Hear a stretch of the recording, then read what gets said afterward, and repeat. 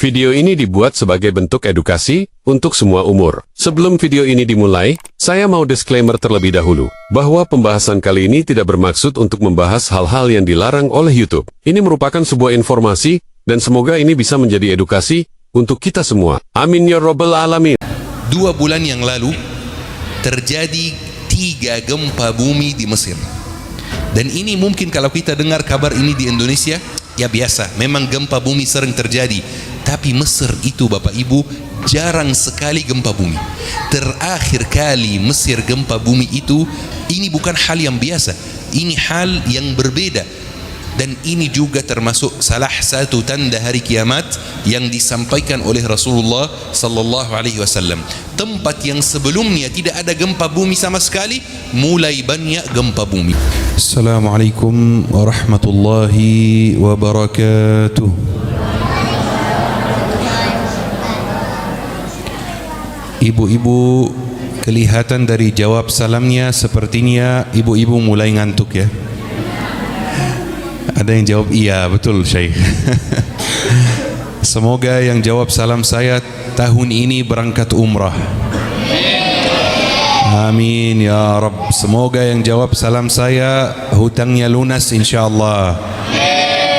Amin ya Rabbal Alamin. Assalamualaikum warahmatullahi wabarakatuh.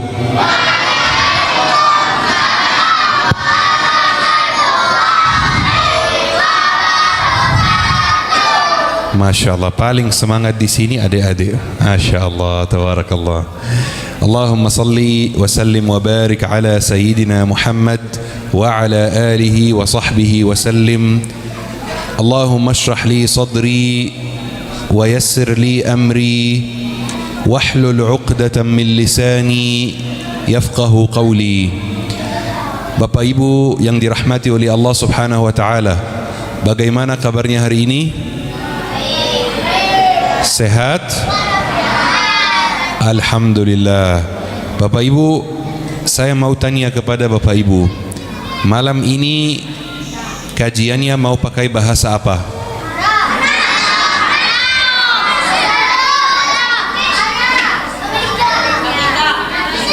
Anak kasih pilihan, Bapak Ibu pilih sendiri. Mau pakai bahasa Arab atau bahasa Inggris?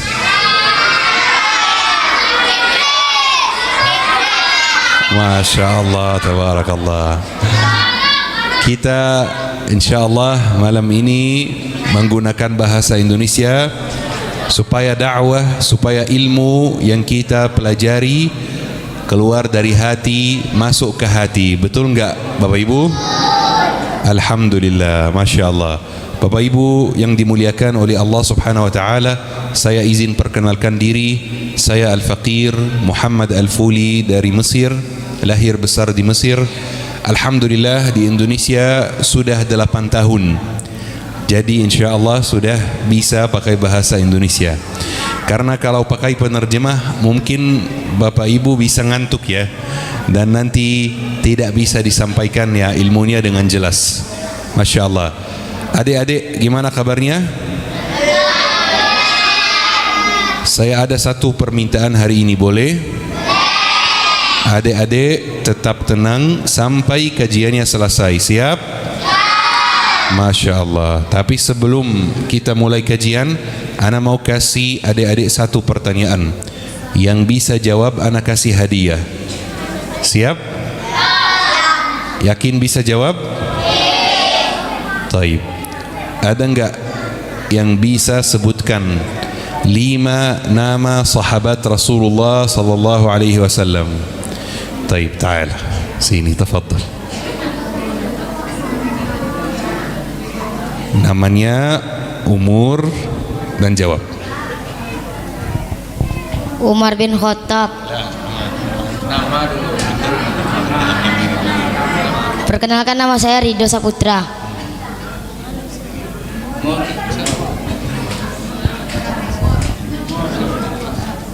Umur saya 13 tahun. Umur saya 11 tahun.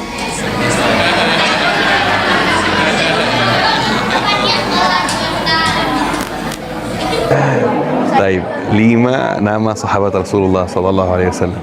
Umar bin Khattab, Abu Bakar As-Siddiq, Ali bin Abi Thalib, Utsman bin Affan, Bilal bin Rabah. Bilal bin Rabah, Masya Allah, tabarakallah. Taib, saya mau kasih hadiah, boleh nggak? Masya Allah, ini hadiah buat antum. Masya Allah.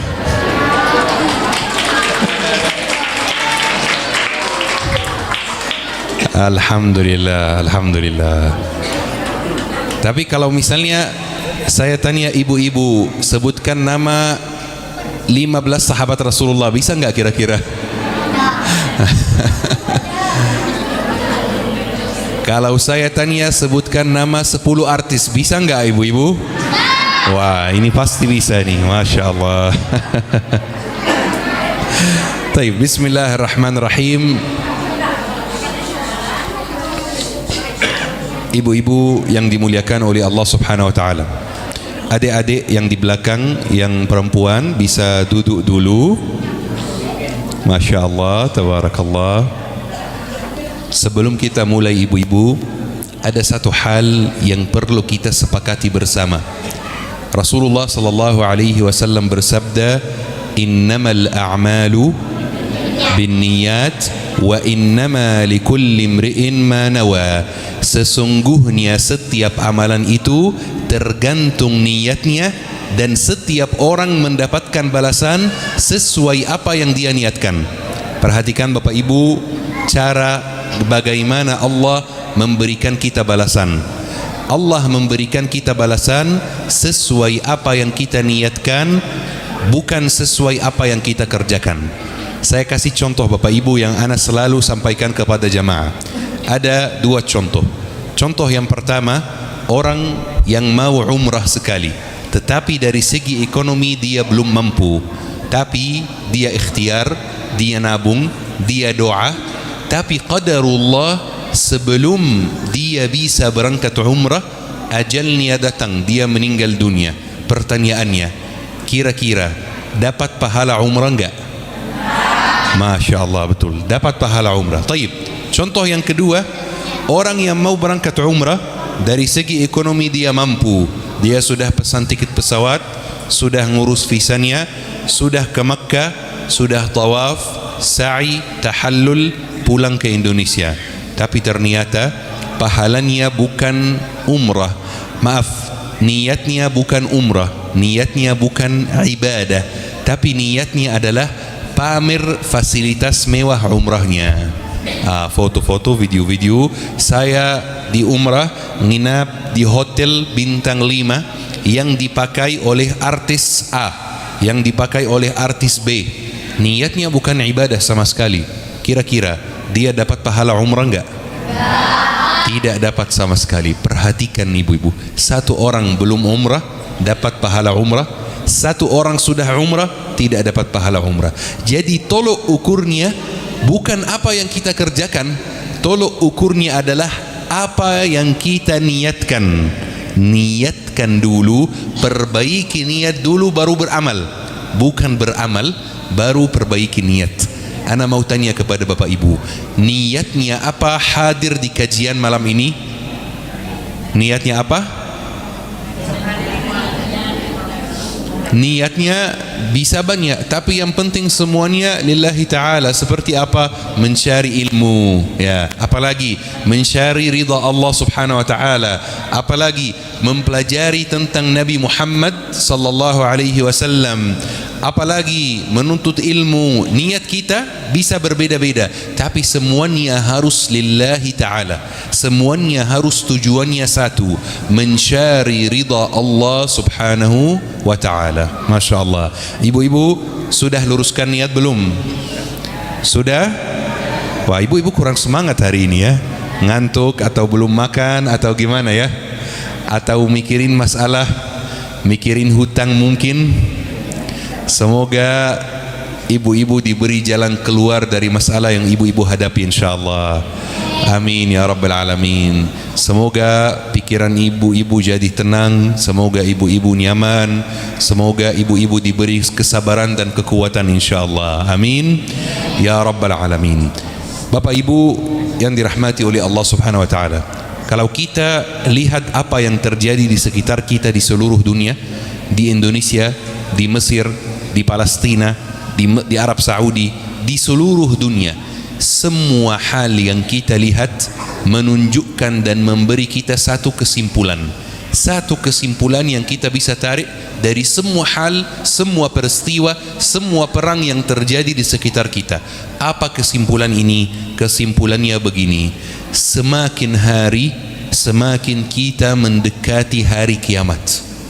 Ini sudah fakta yang terjadi di sekitar kita dan sudah disampaikan oleh Rasulullah 1450 tahun yang lalu. Bapak Ibu, Allah Subhanahu wa taala memberikan kita bab dalam ilmu agama namanya asyratus sa'ah. Asyratus sa'ah itu artinya apa? Artinya tanda-tanda hari kiamat. Tanda-tanda hari kiamat. Ulama membagikan tanda hari kiamat ini menjadi dua golongan, dua kelompok. Ada yang namanya tanda besar hari kiamat dan ada yang namanya tanda kecil hari kiamat. Tanda besar hari kiamat itu terkenal sekali di antara kita. Kenapa? Sering dibahas soalnya. Seperti Dajjal misalnya. Banyak yang tahu tentang Dajjal, ya. Seperti Ya'juj dan Ma'juj. Seperti Nabi Isa nanti turun ke bumi. Ini semuanya namanya tanda besar hari kiamat. Tapi yang lebih bahaya, tanda kecil hari kiamat. Kenapa? Karena tanda besar belum tentu kita hidup sampai bertemu dengan tanda besar. Kalau tanda kecil beda. Tanda kecil terjadi di zaman kita ini sekarang. Tanda kecil jumlahnya di atas 100 dan hampir semuanya sudah terjadi. Ini yang kadang-kadang kita tidak sadari. Jumlahnya di atas 100 dan hampir semuanya sudah terjadi di sekitar kita. Mungkin ada yang bertanya, Syekh, contohnya apa tanda kecil hari kiamat itu? Ana kasih contoh. Rasulullah sallallahu alaihi wasallam bersabda, "Ya'ti 'alan nas sanawatun khadda'at yusaddaqu fiha al-kadhib wa yukadzabu fiha as-sadiq." Akan datang tahun-tahun yang menipu manusia, di mana orang jujur dituduh berdusta dan orang yang berdusta dipercaya dan diberi amanah. Satu pertanyaan dari ana, tanda ini sudah terjadi belum Bapak Ibu? Sudah, banyak sekali di sekitar kita. Dulu di zaman Rasulullah yang dipercaya dan diberi amanah itu orang jujur, dan orang yang berdusta itu yang dijauhkan, itu yang tidak dipakai jasanya. Tapi di zaman kita ini orang jujur, orang baik, orang lurus dijauhkan. Orang lurus, orang baik dituduh macam-macam. Dan orang yang berdusta, orang yang tidak baik, mereka yang dipilih, mereka yang diberi kepercayaan dan mereka yang diberi amanah. Ini salah satu tanda hari kiamat yang terjadi di sekitar kita. Taib, satu contoh lagi. Rasulullah sallallahu alaihi wasallam bersabda, "Tara al-hufat al-urat al-'ala yatatawaluna fil bunyan." Di akhir zaman kalian akan melihat orang yang dulunya pengembala kambing dan unta, yang dulunya tidak beralas kaki, sekarang berlomba-lomba bangun gedung yang sangat tinggi. Ini sudah terjadi belum Bapak Ibu? Sudah terjadi. Tinggal buka internetnya, ketik Dubai misalnya. Dubai itu isinya bangunan-bangunan yang sangat tinggi. Ratusan miliar dipakai, dihabiskan untuk membangun bangunan tersebut. Sementara saudaranya di Palestina menderita. Sementara saudaranya di Palestina kelaparan. Sementara saudaranya di Palestina tidak bisa menemukan satu suap nasi. Tapi tetap mereka berlomba-lomba membangun bangunan yang sangat tinggi. Ini sudah tanda hari kiamat juga yang terjadi di zaman kita, terjadi di sekitar kita, depan mata kita. Dulu enggak seperti itu. Dulu gurun pasir ya gurun pasir. Kalau ada saudara yang membutuhkan, diprioritaskan, bukan berlomba-lomba bangun bangunan tinggi, tapi saudara dibiarkan lapar begitu saja. Taib. Satu contoh lagi. Rasulullah sallallahu alaihi wasallam bersabda, "Yaqillu ar-rijalu wa takthuru an-nisa." Di akhir zaman jumlah pria itu akan berkurang dan jumlah wanita akan bertambah. Ini sudah terjadi belum Bapak Ibu? Mau lihat buktinya? Lihat jumlah bapak-bapak di masjid ini dan jumlah ibu-ibu di masjid ini. Ini buktinya. Jumlah pria berkurang dan jumlah wanita bertambah. Ini salah satu tanda hari kiamat yang disampaikan oleh Rasulullah.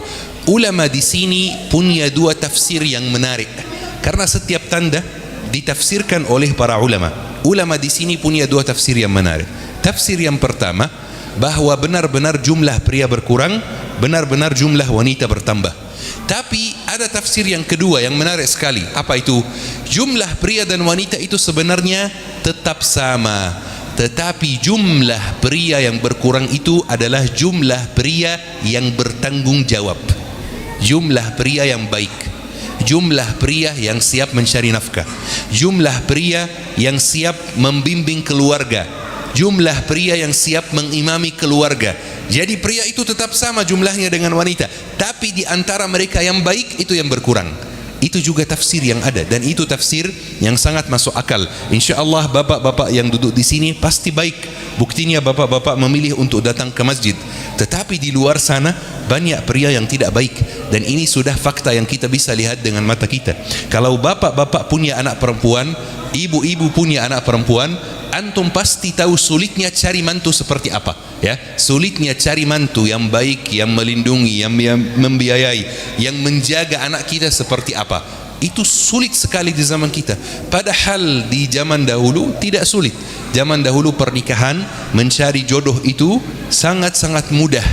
Tetapi di zaman kita, ya, kita bisa lihat sekarang pernikahan itu tidak mudah. Mencari jodoh yang baik, yang tepat itu tidak mudah sama sekali. Dan ini juga salah satu tanda hari kiamat yang terjadi di sekitar kita, yang disampaikan oleh Rasulullah sallallahu alaihi wasallam 1450 tahun yang lalu. Taib, anak kasih satu contoh lagi. Rasulullah sallallahu alaihi wasallam bersabda, ta'udu aradil Arab murujan wa anharan. Akan tanah Arab itu, jazirah Arab itu akan kembali lagi hijau dan banyak sungainya. Ini sudah terjadi belum? Sudah walaupun belum total, sudah walaupun belum 100%. Tapi sekarang Bapak Ibu, kalau ada yang pernah umrah dan pernah naik bis dari Makkah ke Madinah, nanti lewat beberapa tempat yang mulai menghijau, mulai beberapa tempat yang mulai ada banyak airnya, mulai ada sungai-sungainya, dan itu hal yang luar biasa. Jadi ini salah satu tanda juga yang mulai terjadi di sekitar kita. Taib, satu contoh lagi, kata Rasulullah sallallahu alaihi wasallam, taksuruz zalazil, gempa bumi ini jadi banyak sekali. Itu sudah terjadi belum Bapak Ibu? Sudah terjadi. Kalau gempa bumi ini terjadi di negara yang memang kebiasaan gempa bumi itu masih biasa. Tapi Bapak Ibu, 2 bulan yang lalu terjadi 3 gempa bumi di Mesir. Dan ini mungkin kalau kita dengar kabar ini di Indonesia, ya biasa, memang gempa bumi sering terjadi. Tapi Mesir itu Bapak Ibu jarang sekali gempa bumi. Terakhir kali Mesir gempa bumi itu tahun 90. Bayangkan, 1990. Tiba-tiba di tahun 2025 3 gempa bumi dalam waktu seminggu, atau 2 gempa bumi dalam waktu seminggu. Ini bukan hal yang biasa, ini hal yang berbeda. Dan ini juga termasuk salah satu tanda hari kiamat yang disampaikan oleh Rasulullah sallallahu alaihi wasallam. Tempat yang sebelumnya tidak ada gempa bumi sama sekali, mulai banyak gempa bumi. Ini sudah kita lihat dengan mata kita sendiri. Taib, saya kasih satu contoh lagi. Rasulullah sallallahu alaihi wasallam bersabda, yakthurul haraj, di akhir zaman haraj akan bertambah. Sahabat bertanya kepada Rasulullah, apa itu haraj? Rasulullah menjelaskan arti haraj. Haraj artinya pembunuhan terhadap orang yang tidak bersalah. Kira-kira ini sudah terjadi belum Bapak Ibu? Sudah banyak sekali di sekitar kita. Contohnya di mana? Di Palestina. Di Palestina. Palestina itu jumlah syahidnya melebihi 60.000 syahid. Bayangkan 60.000 syahid. Kadang-kadang kita tidak bisa membayangkan jumlah dengan mudah. Tapi saya ingin Bapak Ibu membayangkannya begini. Ada 60.000 orang yang kita mau undang ke masjid ini. Bayangkan saja, ada 60.000 orang kita mau undang ke masjid ini.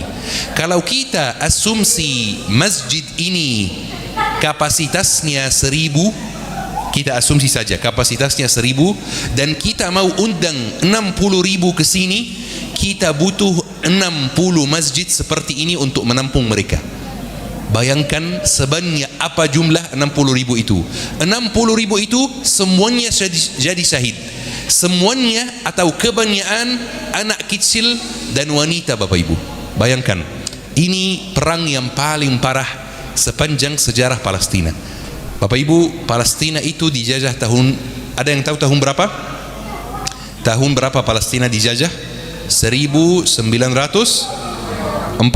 Betul sekali, 1948. Sebenarnya perang antara Palestina dan Zionis itu sudah mulai sebelum tahun 48. Tahun 20 ada perang, tahun 25 ada perang, tahun 36 ada perang, 47 perang, 48 perang, 56 perang, 67 perang, 73 perang, 85, 95, 97, 2005, 2007, 2008, 2009, 2012, 2014, 2019, 2021.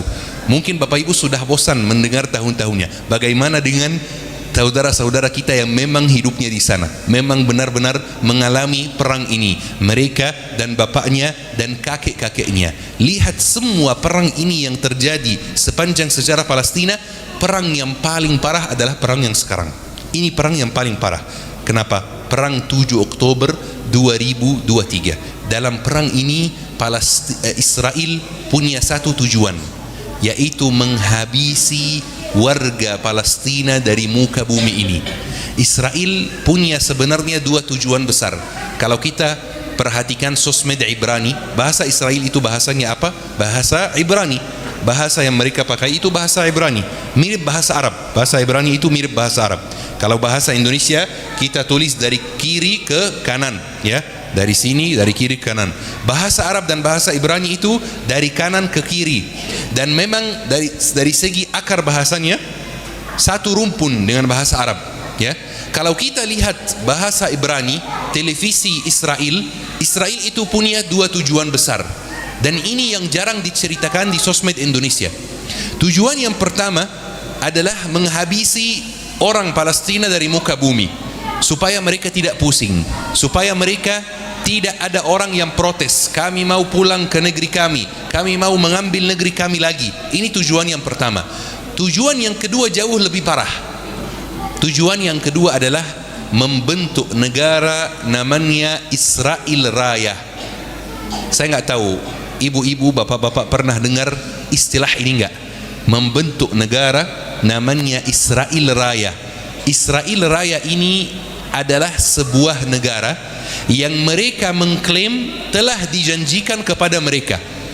Israel Raya itu isinya negara apa saja? Israel Raya itu isinya 7 negara. Yang pertama Palestina secara penuh. Yang kedua Lebanon, selatan Lebanon. Yang ketiga selatan Suriah. Yang keempat Yordania.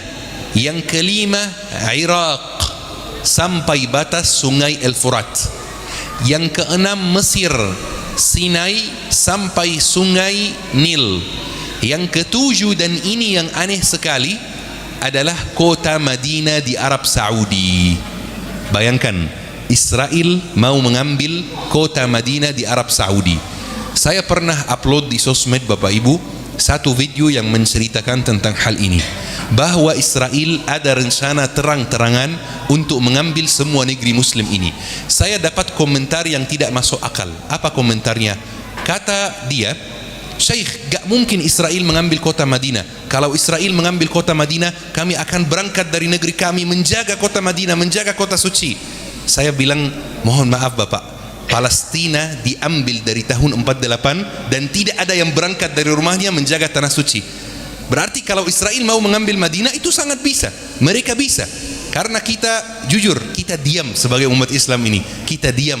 Israel diambil, Israel mengambil Palestina dan kita masih diam.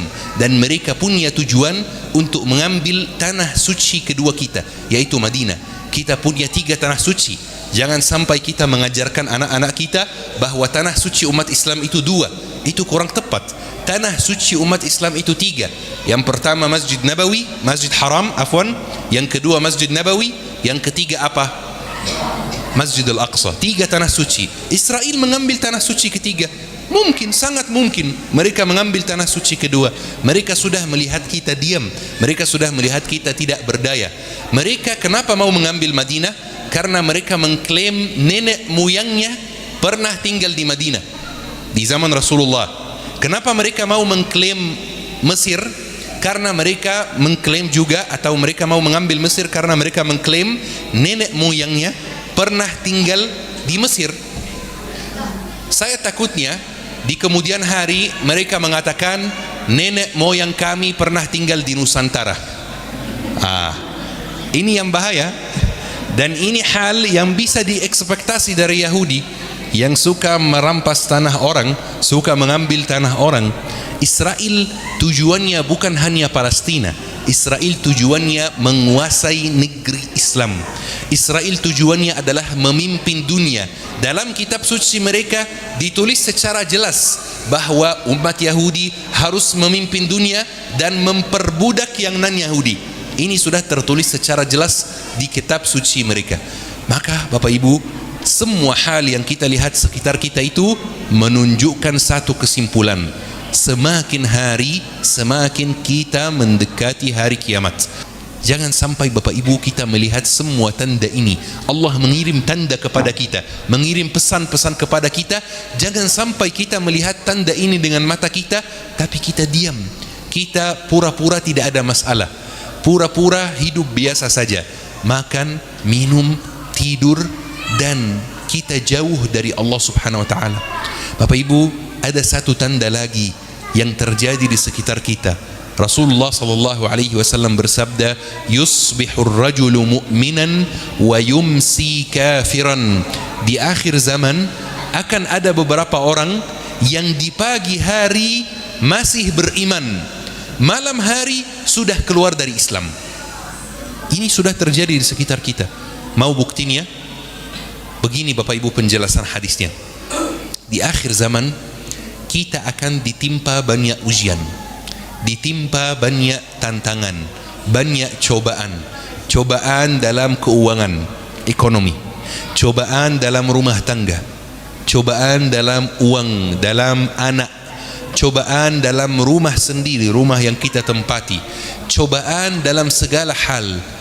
Kadang-kadang cobaan akhir zaman ini bikin beberapa orang mengucapkan kalimat-kalimat yang bahaya dari segi akidah, mengucapkan kalimat-kalimat yang bikin Allah Subhanahu wa ta'ala tidak ridha, mengucapkan kalimat-kalimat yang bahaya, yang menyalahkan Allah Subhanahu wa ta'ala.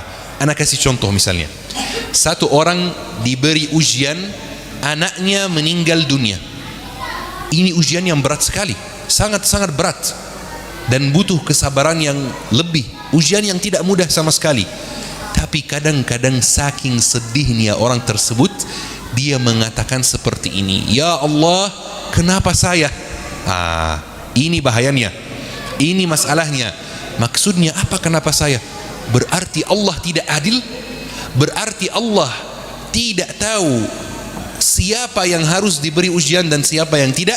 Bahaya sekali. Ya Allah, kenapa saya? Kenapa orang-orang lain anaknya masih hidup, anak saya yang meninggal dunia? Ini bahaya sekali. Ini yang dimaksud oleh Rasulullah. Di pagi hari kita masih beriman, malam hari diberi ujian yang menguncangkan keimanan kita, bikin kita mengucapkan kalimat-kalimat yang Allah tidak ridhai. Ini yang dimaksud. Ketika misalnya orang yang punya modal dan dia ditipu orang, modalnya habis, ujian yang berat, karena modal itu susah untuk dikumpulkan. Ujian, memang ujian. Tetapi kalau dia mengucapkan kata-kata yang Allah tidak ridhai, itu yang sangat bahaya sekali. Kalau dia mengucapkan, ya Allah, kenapa saya yang sering diberi ujian? Itu bahaya. Itu sangat bahaya. Rasulullah seorang nabi, seorang rasul, seorang ma'sum, terhindar dari dosa. Rasulullah sering diberi ujian. Salah satu ujian yang Rasulullah dapat adalah kematian anaknya Ibrahim. Ana mau tanya, Rasulullah punya anak laki-laki enggak? Punya, tapi meninggal dunia, ya. Tapi meninggal dunia saat hidup Rasulullah. Rasulullah menunggu anak laki-laki. Seperti kita, pengen punya anak. Kalau sudah punya anak perempuan, pengen punya anak laki-laki. Kalau sudah punya anak laki-laki, pengen punya anak perempuan. Seperti ini fitrah kita, manusia. Rasulullah juga sama, Rasulullah manusia. Sudah punya anak perempuan, Rasulullah pengen punya anak laki-laki. Sudah dapat anaknya Ibrahim, Ibrahim meninggal dunia. Apa yang Rasulullah rasakan? Rasulullah nangis dan sedih.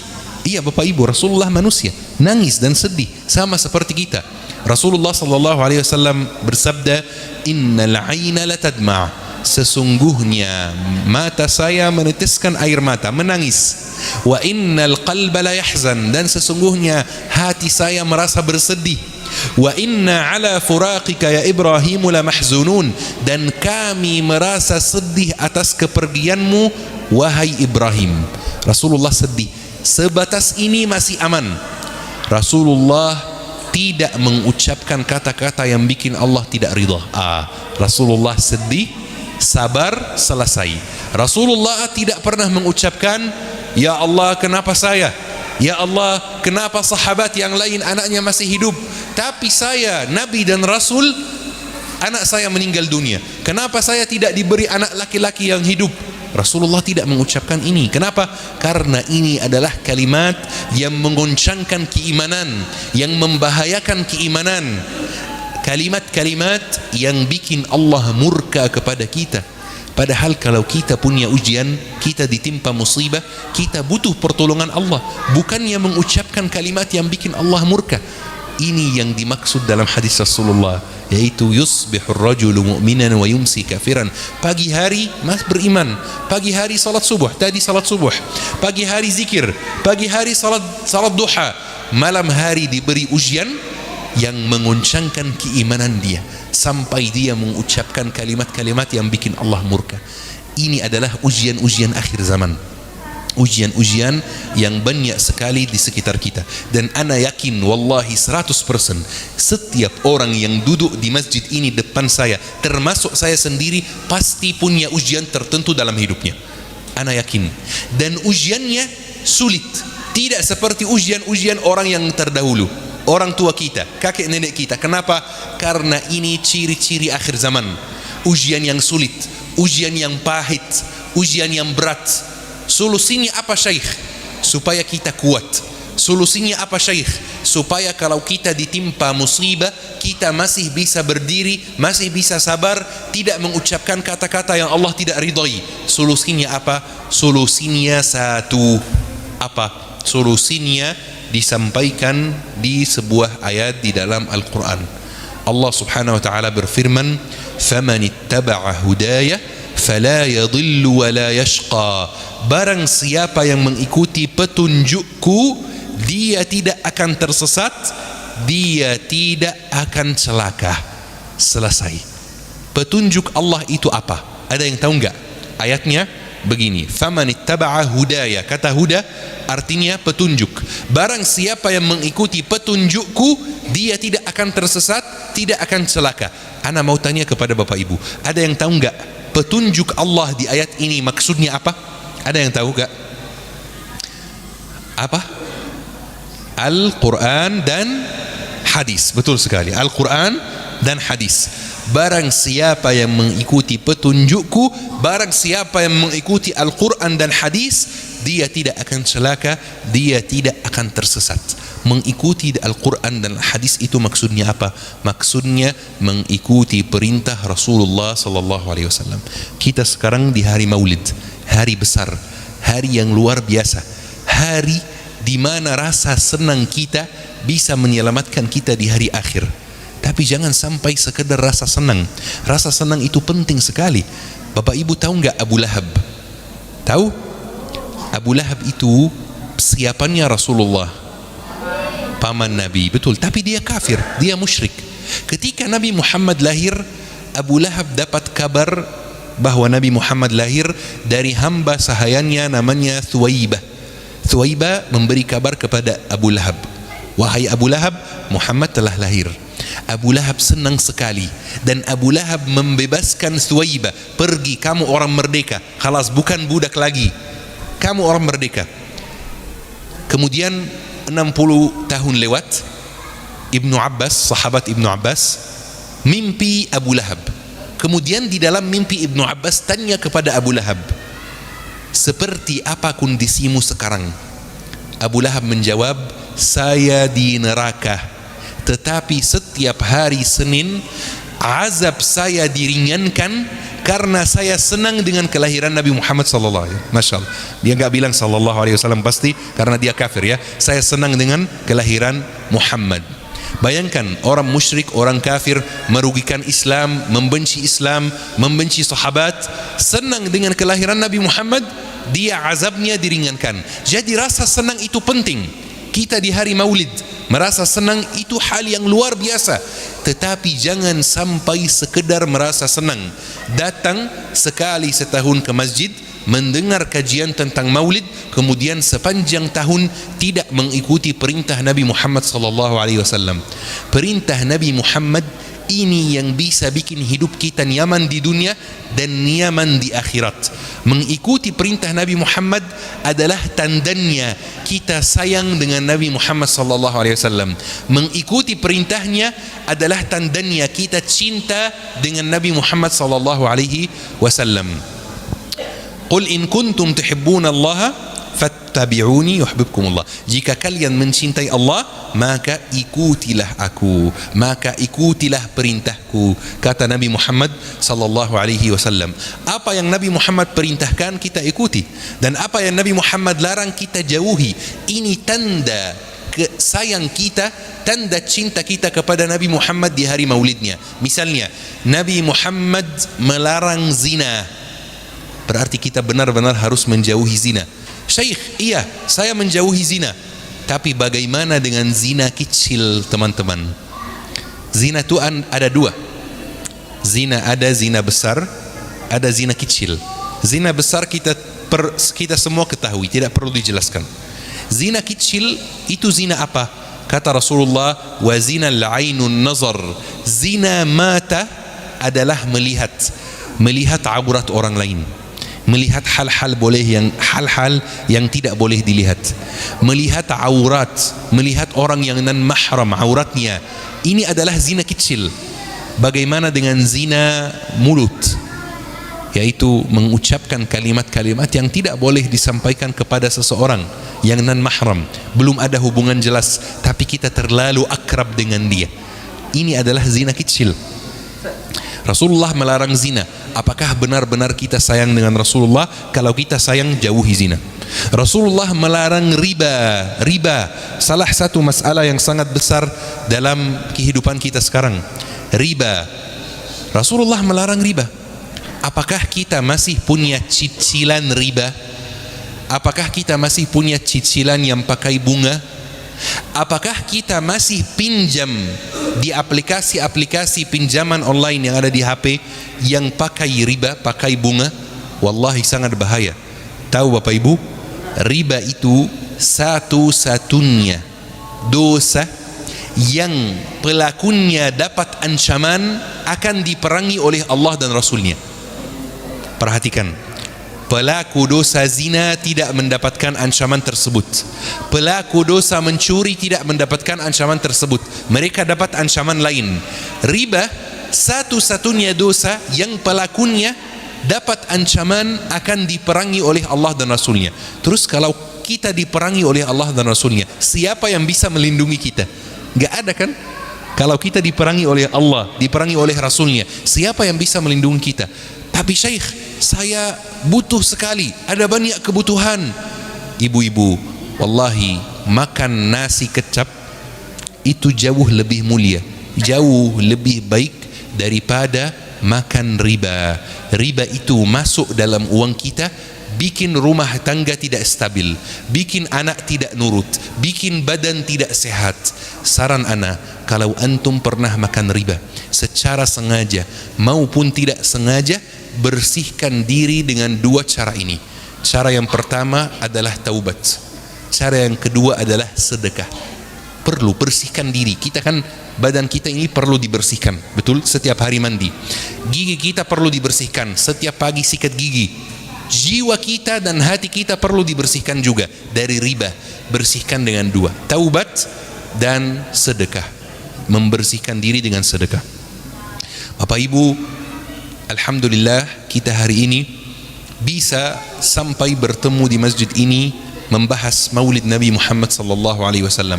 Belum tentu tahun depan kita bisa bertemu lagi. Kita tidak tahu ajal kita kapan datang. Yang pasti, yang penting, kalau kita ingin dekat dengan Nabi Muhammad, ikuti perintahnya. Kalau kita ingin mendapatkan syafaat Nabi Muhammad, ikuti perintahnya. Apa yang Nabi Muhammad perintahkan, lakukan. Apa yang Nabi Muhammad larang, jauhi. Sesederhana itu. Hidup kita akan nyaman di dunia dan berkah di akhirat insyaallah. Nyaman di akhirat insyaallah. Bapak Ibu yang dimuliakan oleh Allah Subhanahu wa taala, masih semangat gak? Ini sudah jam 9.30. Sampai jam 12 malam gak apa-apa? Ibu-ibu kok diam ya? Masya Allah, tabarakallah. Baik, bismillahirrahmanirrahim. Ana senang sekali hari ini, wallahi, bisa bertemu dengan calon penghuni surga. Amin ya rabbal alamin. Ana mencintai Bapak Ibu di jalan Allah Subhanahu wa taala. Rasulullah sallallahu alaihi wasallam menyampaikan kepada kita satu hadis yang luar biasa. Kata Rasulullah, "Lan tadkhulul jannata hatta tu'minu wa lan tu'minu hatta tahabbu." Kalian tidak akan masuk surga kecuali kalian sudah beriman, dan kalian tidak akan tercatat beriman kecuali kalian saling mencintai. Saling mencintai saudara muslim. Belum pernah ketemu, belum pernah lihat, mungkin tidak bisa berbicara bahasa yang sama, tapi saling mencintai karena dia saudara muslim. Ini tanda keimanan. Ini sebuah amalan yang bisa membawa ke surga. Mencintai saudara muslim kita lillahi ta'ala. Tidak ada tujuan duniawi apapun, tidak membutuhkan apapun dari dia, hanya mencintai dia lillahi ta'ala. Dan hari ini ana menyampaikan kepada Bapak Ibu, ana mencintai Bapak Ibu semua di jalan Allah Subhanahu wa taala. Semoga kita semua dikumpulkan di surganya Allah Subhanahu wa taala. Amin amin ya rabbal alamin. Bapak Ibu, insyaallah setelah ini Ustaz Mulia dan Ustaz Ferry akan melanjutkan. Semoga ilmu yang kita pelajari hari ini menjadi saksi baik buat kita di hari akhir insyaallah. Sebelum ana serahkan mic-nya ke Ustaz Ferry dan Ustaz Mulia untuk melanjutkan, ana mau tanya satu pertanyaan lagi kepada adik-adik. Yang jawab ana kasih hadiah juga. Mau enggak adik-adik? Masya Allah. Baik. Pertanyaannya begini. Ada enggak yang bisa sebutkan nama 3 buah yang disebutkan dalam Al-Quran? Tafadhal. Sempat ragu tadi ya. Masya Allah. Baik, namanya siapa? Toha. Toha, Masya Allah. Umur?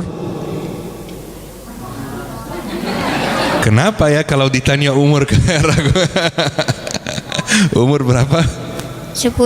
10. Yakin jawaban terakhir? Yakin. Yakin. Bukan 9. Bukan. Alhamdulillah. Taib, bismillah. Jawab pertanyaan ini. Sebutkan 3 nama buah yang disebutkan di dalam Al-Quran. Tafadhal. Buah tin. Buah tin. Buah zaitun. Nash. Apa lagi?